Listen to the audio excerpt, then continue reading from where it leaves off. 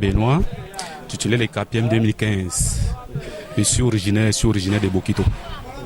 Et précisément dans le village à Sala 1. Ouais. Les gens qui vendent la patate. Ouais, justement. Je voudrais simplement vous poser la question. Quelles sont les difficultés que vous rencontrez ici pour mener à bien votre activité?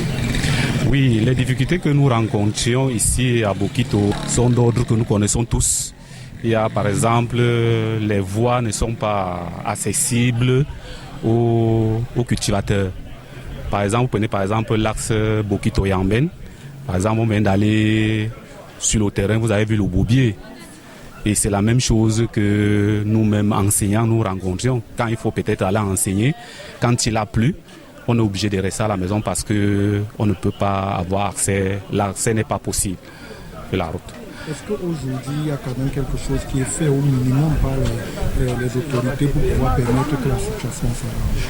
Oh, là, moi, je ne peux pas vous donner une réponse fiable parce que je suis distancié. Dit distance, je ne collabore pas avec les autorités vis-à-vis sur ce plan-là. En observant, vous avez l'impression qu'au niveau des pistes rurales, notamment vous qui allez dans les pistes rurales, est-ce qu'il y a souvent des aménagements qui sont quelque peu faits, notamment au cours des deux dernières années avec le nouvel exécutif?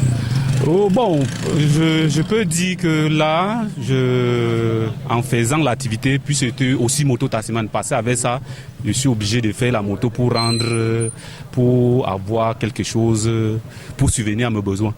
Mais je vois dans les différents villages, le sous-préfet a essayé un peu de sillonner, il a sensibilisé les populations pour pouvoir arranger les routes.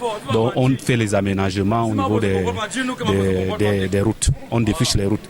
Donc à ce moment-là, ça essaie un peu quand même d'avoir les accès. Les accès sont quand même possibles.